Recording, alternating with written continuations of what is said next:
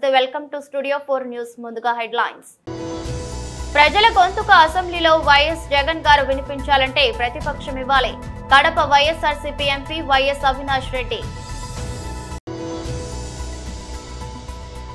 YCP తీరుపై speaker అసహనం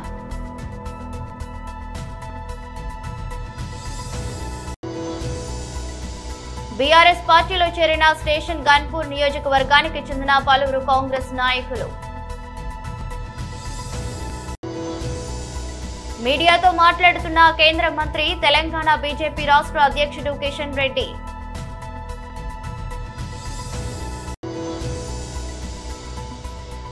social మీడియాలో ట్రెండింగ్ అవుతున్న కన్నప్ప సాంగ్ శివ శివ శంకర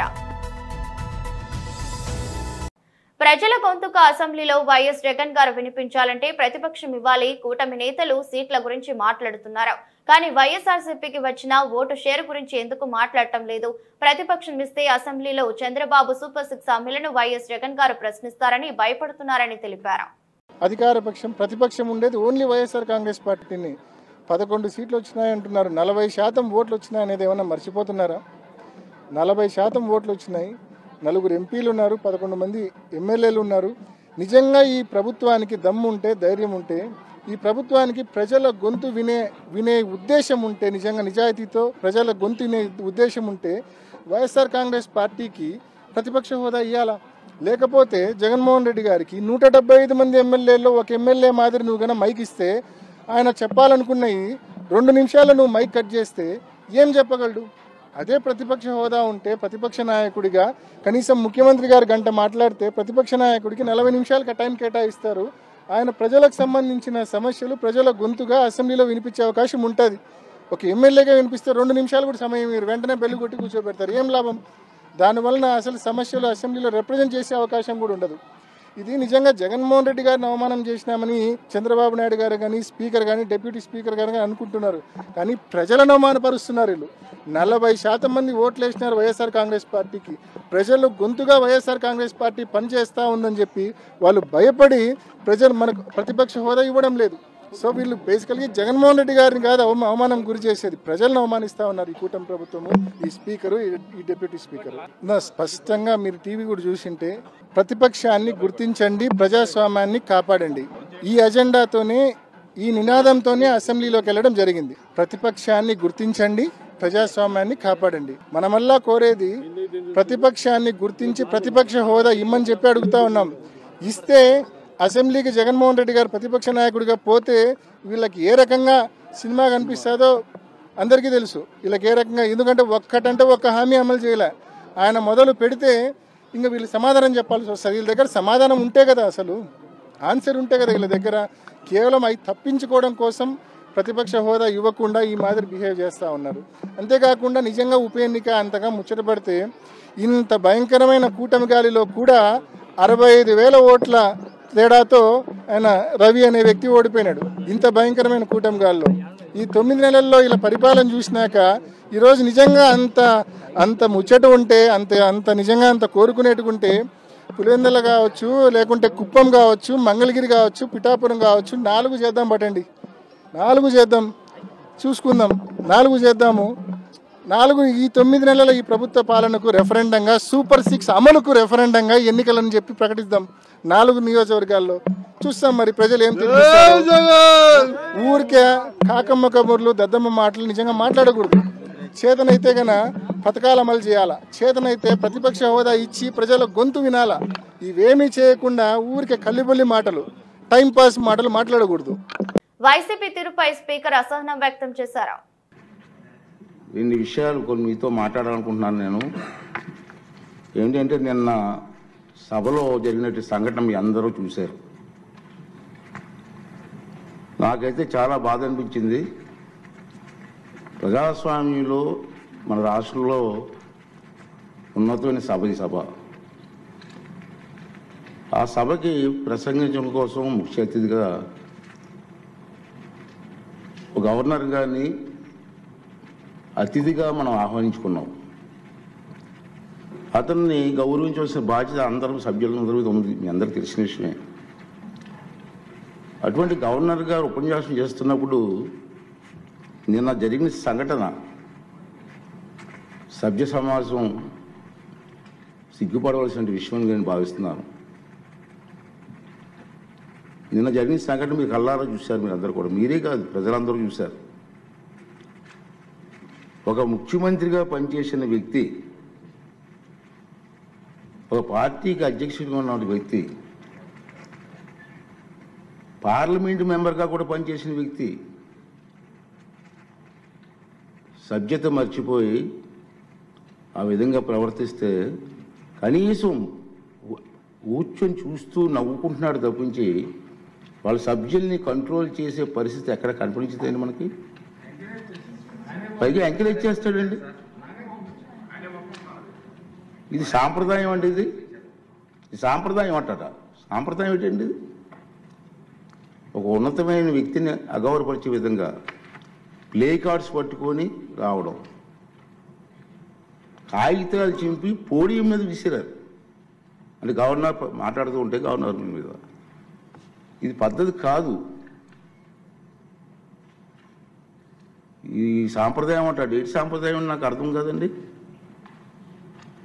ఇది పద్ధతి కాదు, ప్రజాస్వామ్యం ఇది మంచి పద్ధతి కాదు. పైగా అతనికి ఆ ఆలోచన లేకపోయినా పక్కనే ఉన్నటువంటి సీనియర్ మెంబర్ బొత్స సత్యనారాయణ గారికి కూడా ప్రోత్సహించారు. వారైనా ఇది తప్పు అని చెప్పే పరిస్థితి లేదు.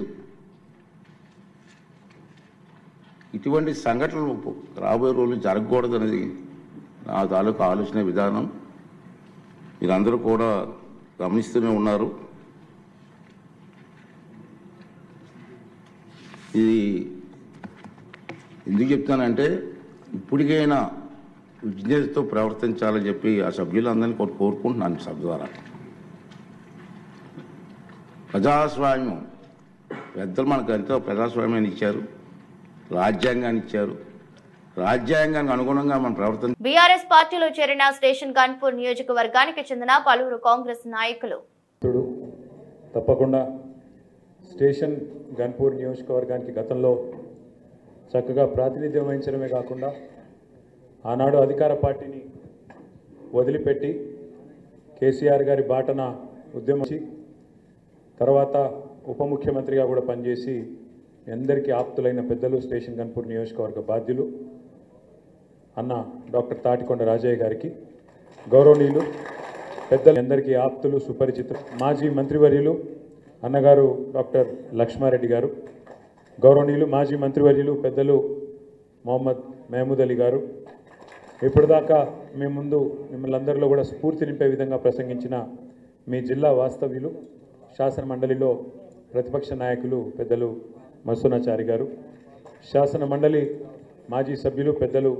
విజి గౌడ్ గారు, వేదికపైన ఆసీనులైన మా గన్పూర్ నియోజకవర్గ సోదరులందరికీ పేరు పేరున సోదరికి, అదేవిధంగా వేదిక ముందున్న మా గన్పూర్ నియోజకవర్గ అన్నదమ్ములకు పేరు పేరున ఈరోజు మాజీ జెడ్పీటీసీ కీర్తి వెంకటేశ్వర్ గారు, అదేవిధంగా రాజేశ్వరరెడ్డి గారు ఇద్దరు కూడా కాంగ్రెస్ పార్టీ నుంచి, వారితో పాటు మాజీ సర్పంచులు, మాజీ ఎంపీటీసీలు, ఉప సర్పంచులు ఇంకా చాలామందిని తోడుకొని హైదరాబాద్ దాకా వచ్చి ఈరోజు అధికార కాంగ్రెస్ పార్టీని వదిలిపెట్టి పోరాట పార్టీ టీఆర్ఎస్లో చేరుతున్నందుకు మీ అందరికీ హృదయపూర్వకంగా స్వాగతం, సుస్వాగతం.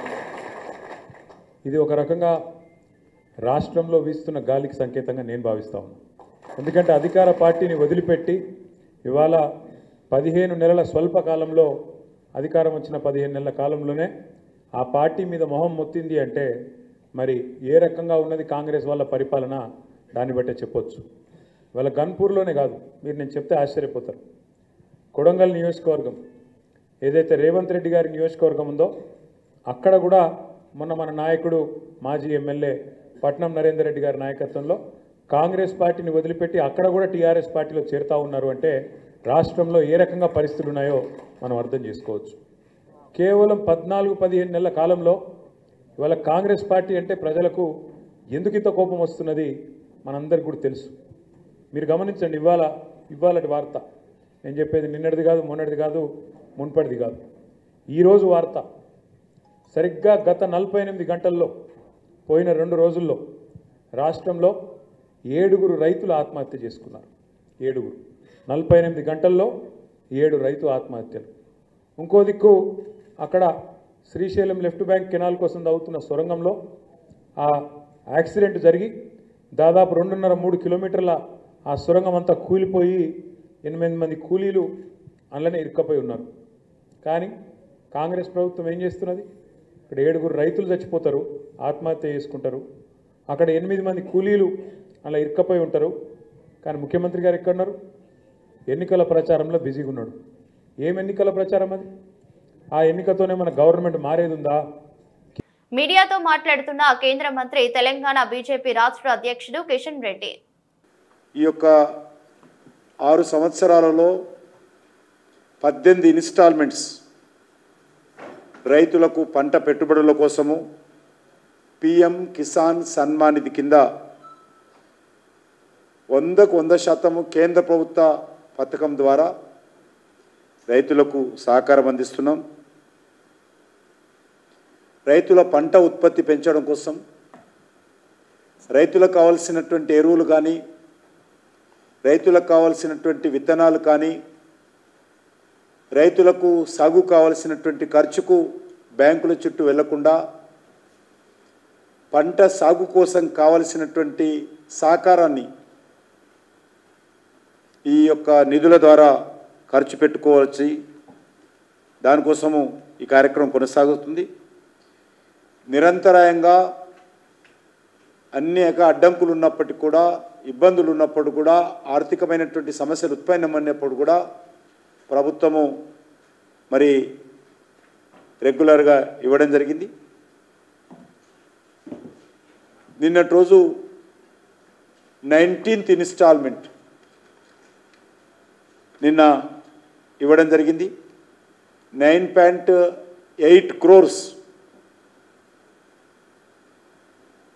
మంది రైతుల అకౌంట్లో నిన్న ఒక్కరోజే 22,000 కోట్ల రూపాయలు జమ చేయడమైంది.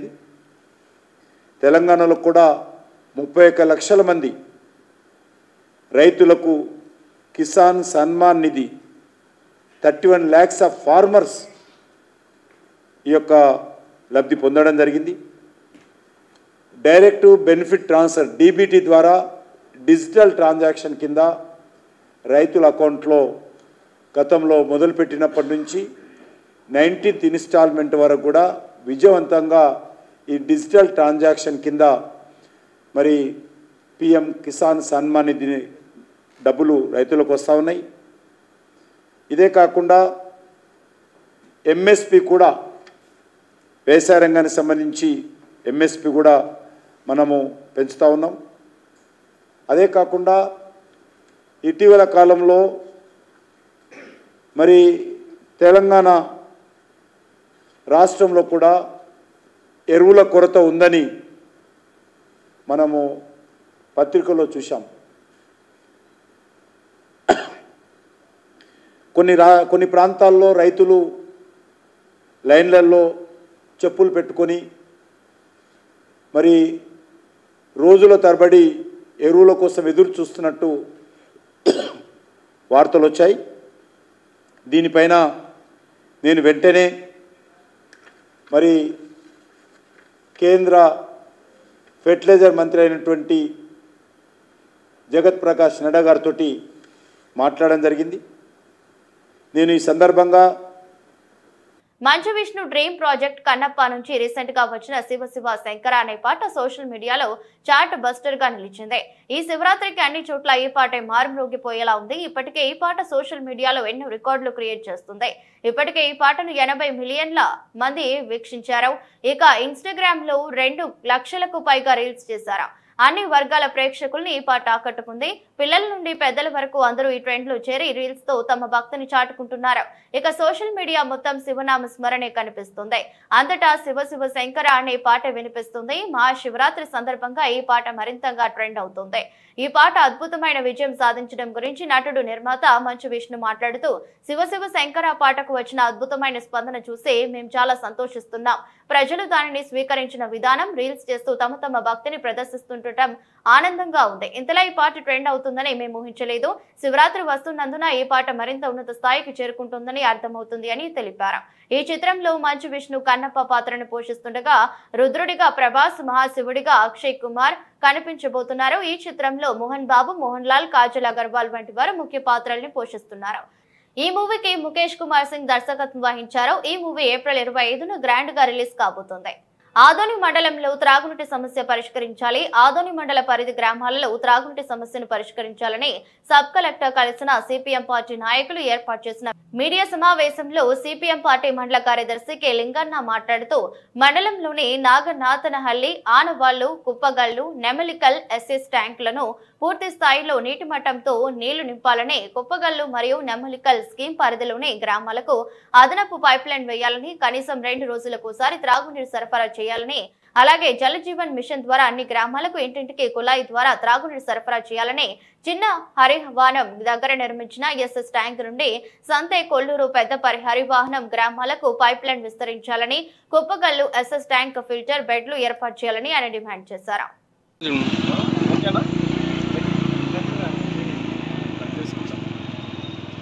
ఈరోజు ఆదోని మండలంలో త్రాగునీటి సమస్య పైన ఆదోని సబ్ కలెక్టర్ గారికి సిపిఎం పార్టీ ఆదోని మండల కమిటీ తరఫున వినతి పత్రం అందజేయడం జరిగింది. ప్రధానంగా ఆదోని మండలంలో నాగనాథనల్లి, అట్లాగే ఆనవాళ్ళు మరియు కుప్పగల్ ఎస్ఎస్ ట్యాంకు, నవలకెల్ స్కీము ఇలాగా దాదాపు 4-5 చోట్ల ఎస్ఎస్ ట్యాంకులు ఏర్పాటు చేశారు. వీటిని నీళ్లతో వేసవి దృష్ట్యా వెంటనే నీళ్లతో పూర్తిగా నింపాలని చెప్పేసి ఒక డిమాండ్ ఈరోజు సబ్ కలెక్టర్ గారికి మేము తెలియజెప్పడం జరిగింది. అట్లాగే కొన్ని గ్రామాలు, ఇప్పుడు నవలకల్ స్కీమ్కి దాదాపు 15-16 గ్రామాలు ఉన్నాయి. ఈ గ్రామాలకు నీళ్ళు వెళ్ళాలంటే వారం 10 రోజులు లేదా ఇంకా అంతకన్నా ఎక్కువే రోజులు పట్టేటువంటి అవకాశం ఉంది. అందువలన కనీసం 2 రోజులకోసారి అందించాలంటే ఆ నవలకల్ స్కీమ్కి ఒకే పైప్ లైన్ ఉంది. చాలా పురాతన కాలంలో వేసినటువంటి పైప్ లైన్ అది. ఎన్నో చోట్ల లీకులు పోవడమా లేకపోతే పగిలిపోవడమా లాంటివి జరుగుతుంది. కాబట్టి అదనపు పైప్ లైన్ వేయాలని, కుప్పగల్ ఎస్ఎస్ ట్యాంక్ కూడా అలాగే అదనపు పైప్ లైన్ వేయాలని చెప్పేసి, అట్లాగే పెద్దగా ఎస్ఎస్ ట్యాంకు చాలా చిన్నదిగా ఉంది, దాన్ని కూడా వెడల్పు చేయాలని చెప్పేసి, అట్లే జలజీవన్ మిషన్ ద్వారా అన్ని గ్రామాల్లో కూడా ఇంటింటికి కొళైనటువంటి కార్యక్రమాన్ని కేంద్ర ప్రభుత్వం తీసుకున్నటువంటి ఈ జలజీవన్ మిషన్ కూడా అన్ని గ్రామాల్లో అమలు చేసి ఆ రకంగా ఇంటింటికి కొళాయి ఏర్పాటు చేయాలని, కనీసం 2 రోజులకోసారైనా నీళ్లు అందించే విధంగా ప్రభుత్వం చర్యలు తీసుకోవాలని, అట్లాగే సంతెకొల్లూరు, చిన్నారవణం దగ్గర నిర్మించినటువంటి ఆ ఎస్ఎస్ ట్యాంక్ ద్వారా సంతెకొల్లూరు, పెద్దారవణం గ్రామాలకు కూడా ఈ పైప్ లైన్ విస్తరించాలని చెప్పేసి ఈ యొక్క డిమాండ్లన్నిటిపైన కూడా ఈరోజు సిపిఎం పార్టీ ఆదోని మండల కమిటీ తరఫున సబ్ కలెక్టర్ గారికి వినతి పత్రం అందజేయడం జరిగింది. కాబట్టి ఈ విషయాలన్నీ కూడా తక్షణమే మరి ప్రభుత్వం పరిశీలించి సబ్ కలెక్టర్ గారు కూడా స్పందించి వెంటనే ఈ గారితో మాట్లాడడం జరిగింది.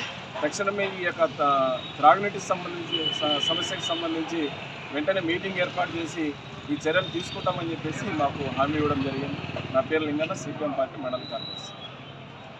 కోరుకొండ మండలంలో కనుపూరు గ్రామంలో మహాశివరాత్రి సందర్భంగా ఫిబ్రవరి 26 నుండి మార్చి 2 వరకు బ్రహ్మరాంబిక సహిత మల్లికార్జున స్వామి వారి ఉత్సవాలను ఘనంగా ఏర్పాట్లు చేయడానికి గ్రామస్తులు ఆలయ కమిటీ ఏర్పాట్లు చేశారు.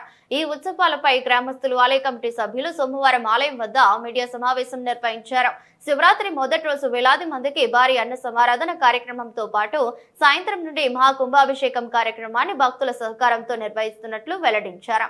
కనుపూరు కొండపై 1962 నుండి స్వామివారు స్వయంభుగా వెలిశారని కమిటీ సభ్యులు తెలిపారు. ఉత్సవాలు 5 రోజులలో ఏదో ఒక రోజు కొండపై స్వామివారి జ్యోతి రూపంలో దర్శనమిస్తారని, వేలాది మంది తరలి వస్తారని కమిటీ తెలిపింది. కార్యక్రమంలో వెలిచేటి రాంబాబు, కరణం రమణ, కర్రి దొరబాబు, అన్నం చెల్లారావు, కర్రి కామేశ్వరరావు, ముక్క రాంబాబు, కళ్యాణం చిట్టిబాబు, బతిన నారాయణరావు, బరిగేదెల పోలారావు, కరణం శివ, వెలిసేటి శ్రీను, కరణం నరసింహ మూర్తి తదితరులు పాల్గొన్నారు. కార్యక్రమం డెవలప్మెంట్ గురించి ప్రతి ఒక్కరు మీడియా వరకు కూడా పేరు పేరున ధన్యవాదాలు తెలియజేసుకుంటున్నాం. అలాగే ఇక్కడ ఈ బ్రహ్మరాంబిక మల్లికార్జున స్వామి వారు 62వ సంవత్సరం వెలిసారండి. అప్పటి నుంచి కూడా బ్రహ్మరాంబిక మల్లికార్జున స్వామి ఈ ఉత్సవాలు ప్రజల సహాయ సహకారాలతో జరుగుతున్నాయండి. కానీ ఏ గవర్నమెంట్ రాని కానండి వాళ్ళ శక్తిని మించి ఈ కొండకు డెవలప్ చేస్తున్నారండి. ఎవరైనా ఈ ఇష్యూలో అయితే మాత్రం ఎవరో రాజీ పడే పని లేదండి. ఏ గవర్నమెంట్ రానండి పార్టీలు అత్యంతంగానే పనిచేస్తున్నారండి. పార్టీల గురించి కాదండి, భగవంతుడి మీద ఒక వాళ్ళకు ఒక అనుకున్న పనులు నెరవేరుతున్నాయి కాబట్టి ఆ భగవంతుడు చేయాలన్న సంకల్పంతో ఎవరు వచ్చినా కూడా కూటమి ప్రభుత్వం రాని ఇంకో గవర్నమెంట్ రాని టీడీపీ గవర్నమెంట్ రాని పనిచేస్తున్నారండి. జగన్మోహన్ రాజు గారు రోడ్డు వంచారండి. ఈవేళ భక్తులు బలరామకృష్ణ ఈవేళ ఏదో కొండ చేశారండి. అలాగే గతంలో పెందుర్తి వెంకటేశ్వరి భవనం కట్టించారని చేశారండి. అలాగే ఈ కొండ దగ్గరకు వచ్చిన భక్తులు అనుకున్న కోరికలు తీర్చిన తర్వాత కొండకి ఈ సంవత్సరం వచ్చి ఆ భగవంతుడు అభిషేకం చేయించుకొని భగవంతుడు నాకు ఈ కోరిక తీరితే మళ్ళీ వచ్చే సంవత్సరానికి ఇంతకంటే ఎక్కువ నీ సేవ చేసుకుంటానని భగవంతుడి దగ్గరికి వచ్చి కోరుకున్న తర్వాత ఆయనకి ఆ కోరిక తీరిన తర్వాత మరీ ఉత్సాహంతో వచ్చి అంతకంటే ఎక్కువ మించి కొండకి ఏదో అభివృద్ధి చేస్తున్నారండి. ఆ రకంగా ఈ కనుపూరు గ్రామంలోనే కాకుండా ఈ కనుపూరుకి రాజమండ్రి 30 కిలోమీటర్లండి. 30 కిలోమీటర్ల నుంచి కూడా కాకుండా మన కాకినాడ నుంచి వస్తారండి. అలాగే హైదరాబాద్ నుంచి వస్తారండి. ఈ మహాశివరాత్రి 5 రోజుల్లో కూడా ఏదో రోజు మన జ్యోతి స్వరూపుడు జ్యోతికి సంబంధించిన రాయి ఒకటి ఉందండి. అక్కడ ఆ రాయి దగ్గర శ్రీ పంచలింగ జ్యోతి స్వరూప మల్లికార్జున స్వామివారు కనుపూరు గ్రామంలో వెలిసి ఉన్నారు. ఈ క్షేత్రం యొక్క విశిష్టత చాలామంది తెలియదండి. ఇది మన రాజమండ్రికి 30 కిలోమీటర్ల దూరంలో, కోరుకొండకి 10 కిలోమీటర్ల దూరంలో ఉందండి. ఇక్కడ ప్రత్యేకత ఏంటంటే స్వామివారు పంచలింగాలు అంటే 5 లింగాలు ఒకటే రాతిలో ఇమిడి ఉంటాయండి. ఇది ఎక్కడ మనకి ఈ టైప్ ఆఫ్ లింగం ఎక్కడ దొరకదండి మనకి. కావున ఇది స్పెషల్ ఇక్కడ ఈ యొక్క టెంపుల్కి. కావున ఇక్కడ మనకి ఇది కాకుండా ప్రతి సంవత్సరం కూడా మనం ఇక్కడ ఫస్ట్ రోజున ఒక 10,000 మందికి అన్నదాన భోజనాలు ఏర్పాటు జరుగుతుందండి. అది కాకుండా ఈ సంవత్సరం మన ప్రత్యేకత ఏంటంటే మహాకుంభ.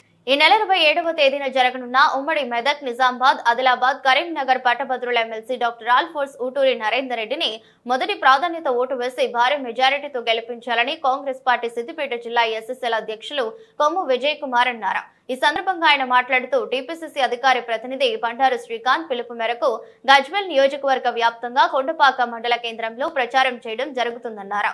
నరేందర్ రెడ్డిని భారీ మెజారిటీతో గెలిపిస్తే ఉద్యోగుల, నిరుద్యోగుల సమస్యలు ప్రభుత్వం దృష్టికి తీసుకెళ్లి పరిష్కరించే విధంగా చేయడం జరుగుతుందన్నారు. 2 మార్లు ప్రైవేట్ జూనియర్ కళాశాల రాష్ట్ర అధ్యక్షులుగా సేవలందించారని ఎమ్మెల్సీ కాంగ్రెస్ అభ్యర్థి నరేందర్ రెడ్డికి ఓటు వేసి అందరూ కృషి చేయాలని తెలిపారు. ఎందుకంటే కాంగ్రెస్ పార్టీ అధికారంలోకి వచ్చిన కాడి నుంచి నిరుద్యోగులకు వాస్తవానికి మాటల్లో చెప్పడం కాదు, చేతుల్లో వారి యొక్క ఉద్యోగ అవకాశాలు ఏ విధంగా కల్పిస్తుంది కాంగ్రెస్ పార్టీ ఈ నిరుద్యోగులకు అనేటువంటి విషయాన్ని అందరికీ తెలుసు. పత్రికలలో కానీ, సోషల్ మీడియాలో కానీ, ప్రధాన మీడియాలో కానీ వస్తూ ఉన్నది కాబట్టి అందరికీ తెలిసిన విషయమే. కాబట్టి కొంతమంది ఇప్పుడు బీఆర్ఎస్ కావచ్చు, బీజేపీ కావచ్చు, వాళ్ళు కొంతమంది ఇండిపెండెంట్గా నిలబడ్డ వాళ్ళు కావచ్చు, వాళ్ళందరూ కూడా కాంగ్రెస్ పార్టీ మీద బురదలేటువంటి ప్రయత్నం చేస్తూ వాళ్లకు ఓట్లు వేయాలని చెప్పేటువంటి ప్రయత్నం జరుగుతూ ఉంది.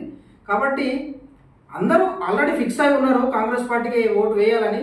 ఇంకా ఇట్లాంటి వీళ్ళ యొక్క ప్రలోభాలకు లొంగకుండా ఖచ్చితంగా ఇదే మాట మీద 27 తారీఖు వరకు ఉండి ఖచ్చితంగా కాంగ్రెస్ పార్టీ అభ్యర్థిని భారీ మెజారిటీతో గెలిపించి కాంగ్రెస్ పార్టీ గెలిస్తే ఖచ్చితంగా ఇప్పుడు న్యాయం చేసింది యువతకు, నిరుద్యోగులకు. రేపు కూడా భవిష్యత్తులో ఇంకా ఎక్కువ మనం లాభాలు పొందేటువంటి అవకాశం ఉంటుంది. అందరు ఖచ్చితంగా ఇంకా ఈ నిరుద్యోగ భూతాన్ని కాంగ్రెస్ పార్టీ తెలంగాణ నుంచి తరిమేటువంటి అవకాశము ఉంటుంది. కాబట్టి ఖచ్చితంగా కాంగ్రెస్ పార్టీ అభ్యర్థిని గెలిపించాలని చెప్పేసి ప్రతి ఒక్క ఓటర్ మహాశయునికి విజ్ఞప్తి చేస్తా ఉన్నాం.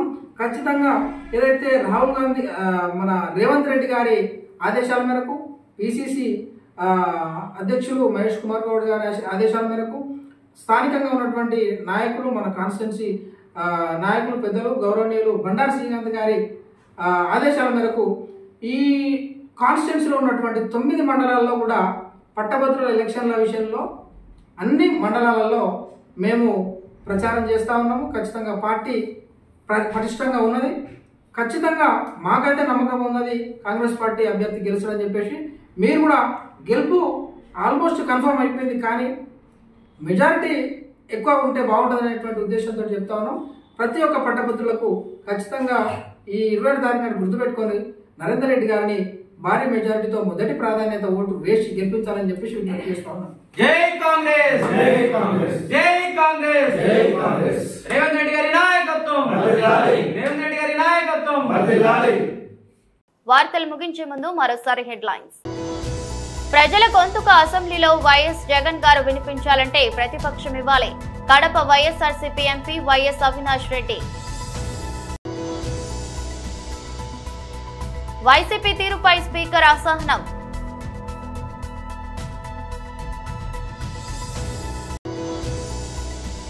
బీఆర్ఎస్ పార్టీలో చేరిన స్టేషన్ గన్పూర్ నియోజకవర్గానికి చెందిన పలువురు కాంగ్రెస్ నాయకులు. మీడియాతో మాట్లాడుతున్న కేంద్ర మంత్రి, తెలంగాణ బీజేపీ రాష్ట్ర అధ్యక్షుడు కిషన్ రెడ్డి.